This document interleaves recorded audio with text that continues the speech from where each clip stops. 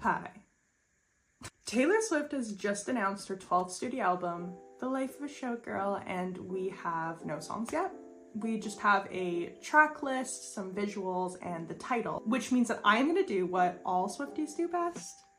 I am going to create a bunch of meaning where there probably is absolutely none. So let's get into it. I am super fascinated by the theme that she is leaning into here, centering the showgirl. On paper, there are plenty of ways in which Taylor's life mimics that of a showgirl, but there is also a glaring tension. For most of her career, Taylor's actions and values have stood in direct contrast to the archetypal showgirl and what she represents. So let's break down Taylor, showgirl, and how the puzzle pieces could fit together and where they aren't quite clicking for me. That sound good? Cool. I'm looking forward to it. Burlesque as we recognize it today began to take root in America in the mid-1800s. The movement was heavily influenced by British performers, most famously Lydia Thompson and her troupe, the British Blondes. They brought their act to the American stage. Their performances blended music, comedy, parody, and risque costuming, offering a bold alternative to the expensive highbrow fare of Broadway. For working class audiences who couldn't afford the opera or traditional theater, burlesque was a much more accessible and, okay, let's be honest, thrilling form of live entertainment. In its early years, burlesque focused on satire and musical comedy, but by the turn of the century, the showgirl became central to its appeal. Showgirls are usually dancers, but sometimes performing chorus girls, burlesque dancers, or fan dancers, and many are classically trained with skills in ballet. Their appeal tends to lay both in aesthetics and in entertainment, and many, though not in all cases, sex was integral to the act.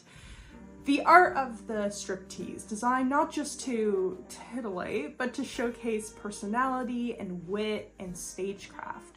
The typical burlesque bill opened with a comedy act, often featuring male comics who were considered to be the main stars, before they moved into the more glamorous and daring showgirl performances. Showgirls sold slow sex. Sure, there's nudity. There had to be. A furry fan kind of acted like a Chekhov's gun, except for bullet in this case would be boobs. The bullet would be boobs. In the golden age of American purity culture, much of the thrill came from a coy performance.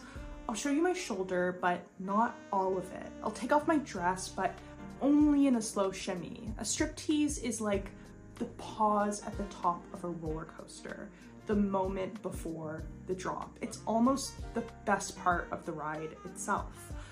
Now, unlike other pop culture girlies, sex has never really been Taylor's bread and butter. She toys with the idea gently in many of her songs. Dress, So It Goes, Guilty as Sin, Style, False God all come to mind. But we never quite go wop, as it were. Sorry. Lyrics flirt, they allude, they give us a flash of something under the surface. You know, only bought this dress so you could take it off. The altar is my hips, scratches down your back. These fatal fantasies giving way to labored breath, etc., etc. Sex is the main course for a showgirl. For Taylor, it's seasoning. It's something that she'll sprinkle into her music, only when needed. It's a flavor added to a song that's already about limerence or companionship or guilt. And this shift only emerged later in her career. We have to remember in the beginning, sex was absent altogether. She was a teenage country star, a proud role model, building a brand off of relatability and innocence. When adulthood arrived, the industry's appetite for sexualization sharpened, but Taylor doubled down on restraint. Any physical desire in her music was tucked away, lowercase feelings inside a vault, literally, until she chose to bring them out on her own terms. Slow burns are something that Taylor can relate to, but egregious, in-your-face sex, not so much. Now let's consider the parallels in aesthetics. A showgirl is opulent, but not in the quietly inherited high society sense. It's not Philippe Patek and pressed polos and wraparound porches. It's a marriage of both rhinestones and diamonds, glitter and lead. It's Vegas rich, a flash in the pan after a good night out. Quick, fun revelry. Opulence met with grit. Though this image has waned over the years, Taylor always presented herself as a classic. The type of opulence that Taylor exudes is timeless, and the type of opulence a showgirl exudes is temporal. She always fit more in with the Kennedys' idea of America than Al Capone's. So are we abandoning the red lip classic thing we like? Well, we are, and I'm sad. I'm so sad. You guys don't even understand how so unbelievably sad I am for this fucking album, because she's going for it.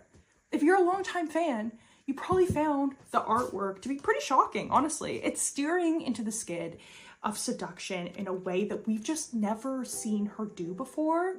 And this, ladies and gentlemen, is why she's such a phenomenal artist. 20 years into her career, and Taylor is still finding new ways to reinvent herself. Before we all saw the album artwork, I was unsure if she was actually going to go for it. But this is commitment. This is surprising and fresh, and it's so interesting. Can't put it any other way. I simply have to say that this is cunt. So on first glance, before seeing the artwork, calling herself a showgirl feels incongruous. So, let's rehash. The job's core imagery is selling sex and a certain loud brand of glamour, which hasn't really been a part of Taylor's personal brand, which is why the real intrigue comes not from the showgirl part of the album title, but the life part. If the album were simply called Showgirl, it would narrow our focus to the stage, but the life of a showgirl invites us to step off the stage into the off hours. Oh my god, my nose is so itchy. Oh my god. It points to the backstage reality, what happens when the lights go down, the feathers come off, and the glamour has to be packed away for another city. So what is the life of a showgirl? In preparation for this piece, I watched Behind the Burly Q. It's a documentary told primarily through the voices of actual former showgirls. If you're excited for this album or you just like the concept of the showgirl, highly recommend you watch, super interesting.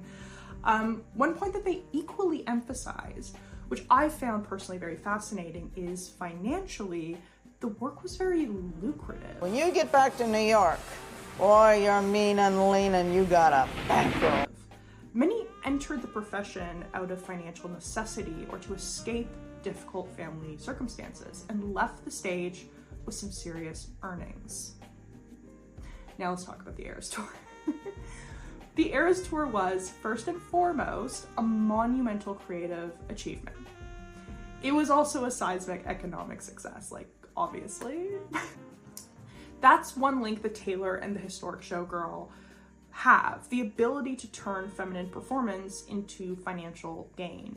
The difference lies in the starting points. Unlike many showgirls of the 30s and the 40s, Taylor came from an upper middle class supportive family. For traditional showgirls, the stage offered a rare path to financial independence. It was a way to survive, to escape abuse, and to live on their own terms. Throughout history, independent and feminine have rarely been conjoined descriptors. These two camps found a way to marry those terms. That's rare. The golden decades of American burlesque, roughly the 20s and the 40s, saw the best performers start young, command high earnings, and face a double standard. Celebrated on stage, but dismissed as cheap and frivolous. Male comics were often billed higher than the dancers, even when the showgirls were the primary draw. The work was also physically punishing. The heels felt like torture devices, jewels that left the skin raw, makeup that caused rashes. But the undertaking of the physical and mental pain often became the ultimate sacrifice for the craft.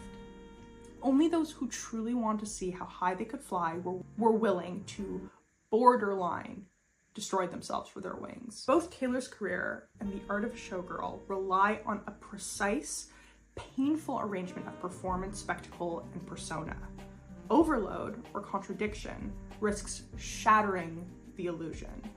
The construction, the perfect placement of every detail, it's excruciating. It's hell on earth to be heavenly, as a wise woman once put it. Circus acts, a common crossover, meant a different city every night. Do I need to explain how this resonates with Taylor's life on tour? The endless rehearsals, the demand for originality, the stamina required to keep audiences enthralled. If you think it's easy, it means they did their job perfectly. And yet, the art is consistently dismissed. Showgirls' work was framed as unserious or menial, and many of them were accused of sleeping around or being loose. Sound familiar? As burlesque legend Sally Rand once said, "We don't really have time to be prostitutes. We're in rehearsal." Misconception was we were preoccupied with sex. Most of the time when you were on stage, you were thinking about, oh, I hope there's a good restaurant in this town. Constant rehearsals, physically demanding choreography, the pressure to find unique acts that no one else could do. The girl stamped her trademark on her act. She could make those tassels sing.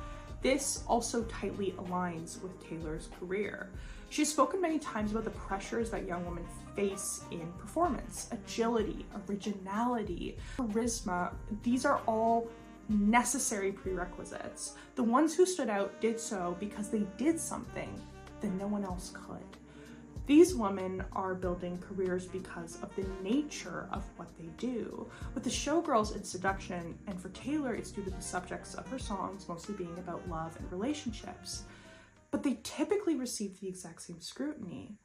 But these women are some of the most dedicated to their careers and their craft. The life of a showgirl carried risks beyond physical strain. Female performers were often harassed or stalked by overzealous male fans, especially when on tour. There were some towns where you had to be afraid. She was robbed, and she was paranoid about being robbed again. I worked Philadelphia. I was dating a captain on the police force, and he comes in one night with his boys like he never knew me and arrested me. So the public image made them targets for unwanted attention. Yet, despite the dangers, many of them carved out long, successful careers, building on-stage iconic performances and personas that became a fixture of American pop culture. This transitions us into a point that I think is really important to talk about, and something that I do really hope that Taylor addresses in this album. I'm not sure if she will, but I kind of hope she does. It's that of femininity and performance. Something I really want to highlight, and it's the tension between success and scrutiny for women points to a larger paradox of the concept of femininity. Femininity is both celebrated and controlled. Men have historically elevated it as a cultural ideal for women, while structuring the world to deny women the autonomy and choice of what femininity can mean to them. Men both need femininity and they despise it. Women too, to be honest. Femininity has mostly become a commodity. Not something that you simply are, but something that you must continually possess, perform, and maintain. Masculine performance signals self-ownership, autonomy, independence, the refusal to need help from family, friends, partners, children. It's total dominance of oneself. Feminine performance, however, prints many different kinds of invitations. Love, hate, adoration, mockery, desire, shame, or idolization.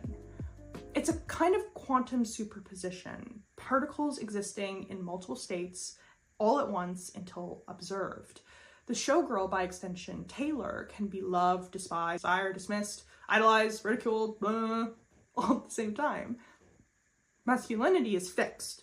Femininity exists in the eye of the beholder, its true self collapsing when the audience decides how it wants to see her. Sensuality and repulsion are so tightly intertwined here that sometimes it's hard to tell which one is the boa constricting the other. You can say you love or hate femininity. No matter how you slice this though, obsession is going to creep in. Intrigue is going to creep in.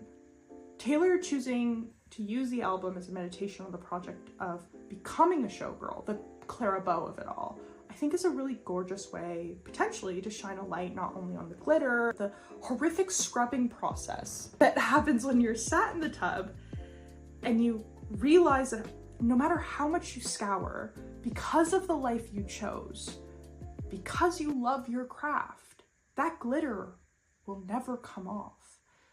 All the world's a stage. Men and women merely players. Player's gonna play, play, play, play, play. I wanted that to be a joke and then I just lost confidence halfway through, so that's just gonna, I don't want to redo it. That's just gonna be what it is. Well, this is my first video on this channel. It's a little bit freaky. Thanks for watching if you made it this far. I'm Harriet. I mostly will be making videos on different types of media. Typically it's going to be TV, film, and social media, but I love Taylor Swift, so I just wanted to make a video on her, especially with this new album coming out. So if you enjoyed it, I'm gonna do the YouTuber thing for the first time in my life. Yay! If you liked it, I've watched 8 million people do this. Subscribe, like, comment. Now. Do it now. Do it. Do it, Marissa. Do it, Landon. Do it, Shiloh. Do it. Do it, Hannah. Do it. I'm looking at you. Press the button. So yeah, if you enjoyed this, cool. Thanks for enjoying it. Bye.